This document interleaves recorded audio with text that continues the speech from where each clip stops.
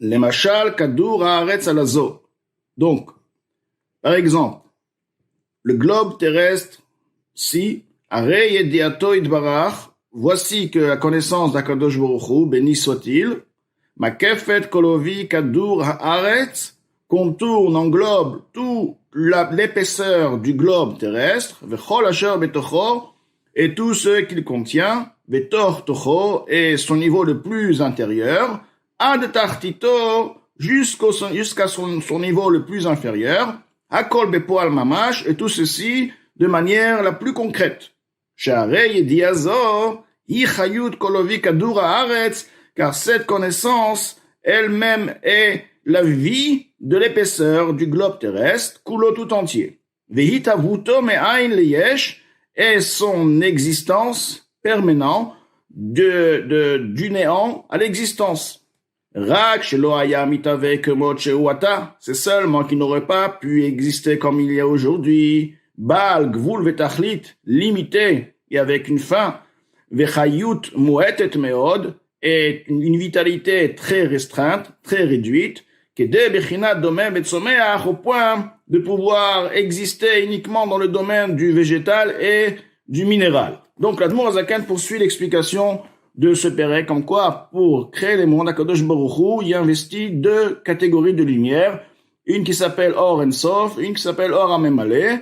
Donc Or En Sof, c'est la lumière infinie, En Sof, sans fin, alors que Or Amemale, c'est une lumière qui remplit lorsqu'on veut dire quelque chose qui remplit une chose, remplit un verre qui est rempli par un liquide, par exemple, forcément que le liquide ne peut pas dépasser le contenu, le volume du verre, car à partir de là, il ne se trouvera plus dans le verre. Donc un or amémalé, c'est un or qui est limité au réceptacle, qui est limité au monde. Il y a des milliers de mondes, dans chaque monde, il y a des niveaux, il y a des sphères, il y a des neshamot, il y a des malachim.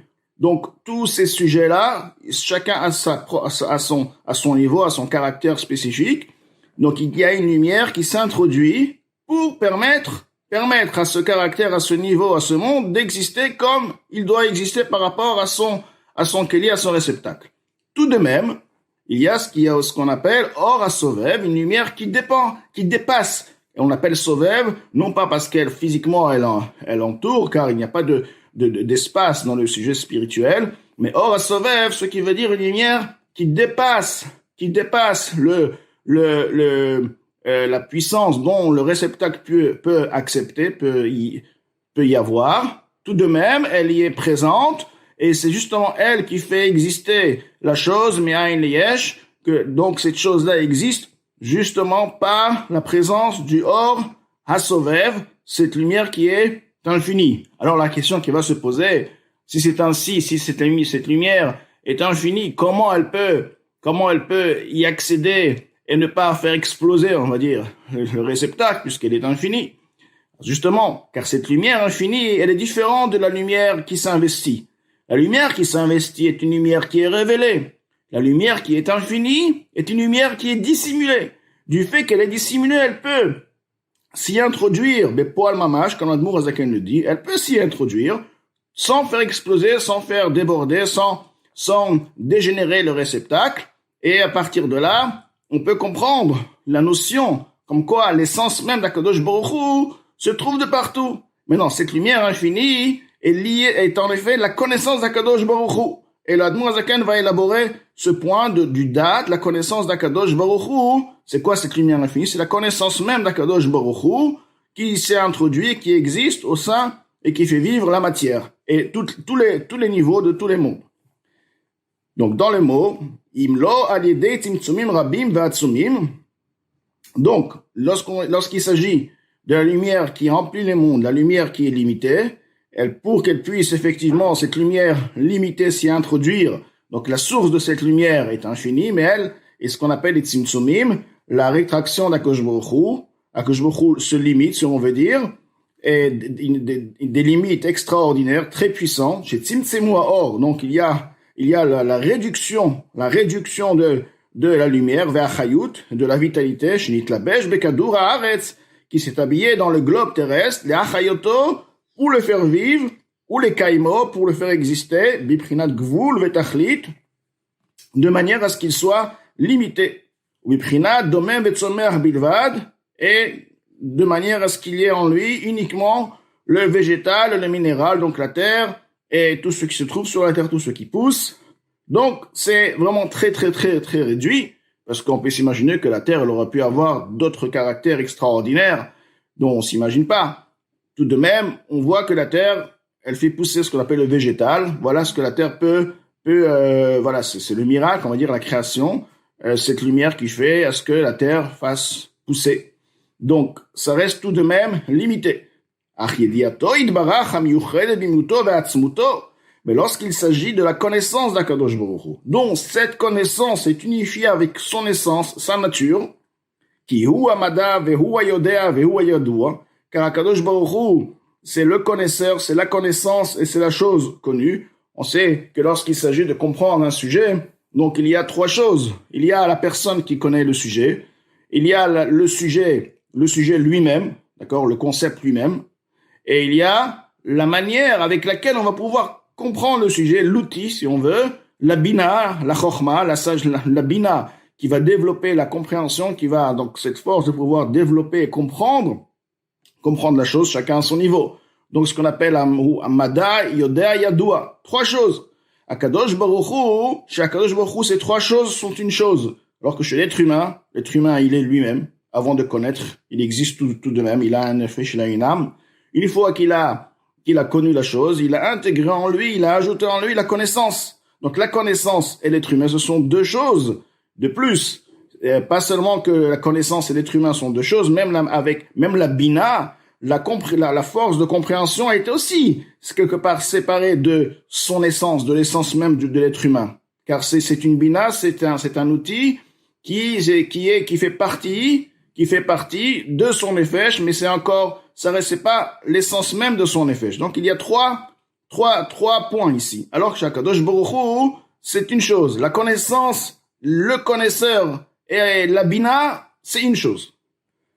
Et par la connaissance de soi-même, si on peut dire, Yodea kol hanivraim, il connaît toutes les créatures, et ce non pas par une connaissance qui est à l'extérieur de lui, qui est idiat Adam, comme la connaissance de l'homme. Étant donné que la connaissance et l'homme, ce sont deux choses, donc une connaissance, c'est quelque chose qui est un sujet qui est extérieur à lui. Alors qu'Akadosh Baruch Hu lui-même, c'est la connaissance. Donc lorsqu'on étudie la Torah, qui est la connaissance, la Torah, c'est Akadosh Baruch Hu. Donc on s'unit directement avec Akadosh Baruch Hu. Ki kulam nimtsaim ma'amitato itbarach, car effectivement, tout se trouve de l'existence véritable d'Akadosh Baruch Hu. V'davar zen bi'echolet ha'adam nasigo al burio v'chulu, et cette chose-là, il n'est pas possible pour l'être humain de le saisir parfaitement, parce que nous allons pouvoir comprendre une chose uniquement avec nos facultés. Mais nos facultés eux-mêmes sont conditionnées par des limites, en nous disant, nous, on peut pas comprendre que veut dire je suis la connaissance. Moi, je suis la connaissance. La connaissance, j'ai compris que tel et tel sujet, j'ai entendu telle et telle histoire, je suis pas moi l'histoire. Je connais, je m'intègre, je m'investis, je vis cette chose-là, mais je reste moi-même. Alors Akadosh Baruch Hu, c'est le sujet, c'est Akadosh Baruch Hu, car tout n'existe uniquement par Akadosh Baruch Hu. Donc, ça reste toujours tout de même difficile pour l'être humain de comprendre ce concept. Pourquoi la Nouzaka nous amène ça? Car, a priori, il y a une question. Si tu me dis que Akadosh Baruch Hu, c'est l'infini, le Or En Sof, et celui qui contourne les mondes, d'accord? Et qui est indispensable, c'est un Or qui est voilé.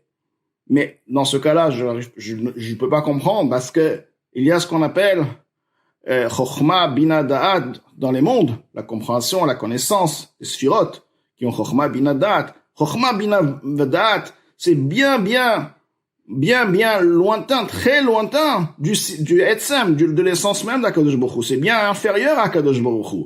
Quand on sait que Kulam et Chokhma Asita, que Akadosh Baruch Hu a créé les mondes avec Chokhma, que même la Chokhma, elle est appelée Asiya, elle est appelée un sujet corporel, matériel, par rapport à l'essence à Kadosh Baruch Hu lui-même. Kadosh Baruch Hu dépasse ce concept de compréhension. Donc, comment tu peux me dire qu'un concept qui est une certaine forme de création, d'accord, la compréhension est une certaine forme de création, si on veut, peut être Ensof, puisque tu me dis que c'est la connaissance d'Akadosh Baruch Hu, est introduit au sein de tout et fait exister la chose. Et cette connaissance, c'est le Ein-Sof. Ça se contredit. Si c'est connaissance, c'est pas Ein-Sof. Si c'est Ein-Sof, c'est pas connaissance. Parce qu'Ein-Sof, c'est infini. Et si c'est infini, donc ça dépasse le sujet, la notion même de connaissance. Parce que la connaissance elle-même est une création, une certaine forme de création. Pas tout à fait.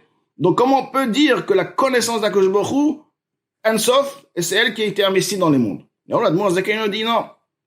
D'ailleurs, c'est rapporté, et il y a une machloquette entre le Maharal et les Chachmei HaKabbalah, quand le Zaken va dire vraiment très brièvement dans la gare, que le Maharal, il tient que, effectivement, Akadosh Baruch Hu peut pas approprier à Akadosh Baruch Hu le sujet de Chokhmah. Akadosh Baruch Hu, il dépasse la Chokhmah. La Chokhmah est une création. Akadosh Baruch Hu n'est pas, c'est lui qui crée, lui n'est pas une création. Alors que le Chachmei HaKabbalah explique ça différemment. C'est ce que l'Admor Zaken va ici répondre basé sur les paroles du Rambam. Comme quoi, c'est vrai que la Chokhmah elle-même, la date, la connaissance elle-même, est vraiment très séparée d'Akadosh Baruch Hu. Parce qu'Akadosh Baruch Hu dépasse, comme on dit, Kulam Chokhmah Asita. Tout de même, il y a ce qu'on appelle l'investissement, l'introduction du Ein-Sof dans la Chokhmah, dans le cahier de la Chokhmah et dans le cahier de la Bina. Cette union fait à ce que la Chokhmah et la Bina font partie intégrale de Akadosh Baruch Hu. Donc la Chokhmah prend le caractère du Ein-Sof, ce qu'on appelle une union. Lorsqu'on parle unir une chose, ça ne veut pas dire que à partir de là, les deux choses qui se sont unies sont une troisième chose. Ce sont deux choses dont ces deux choses se sont unies. Seulement quoi? La différence, c'est qu'une fois, avant cette union, ils étaient séparés et chacun adoptait, on va dire, son idée, par exemple, son caractère propre. Une fois qu'ils sont unis, chacun accepte en lui, d'une certaine manière, l'idée et le caractère du deuxième. De la même manière, aussi, une fois que le Ein-Sof, tant que le Ein-Sof, l'infini, ne s'est pas investi dans Chokhmah, alors effectivement, il y a la Chokhmah, il y a le Ein-Sof. La Chokhmah, c'est pas Ein-Sof, et le Ein-Sof n'est pas la Chokhmah.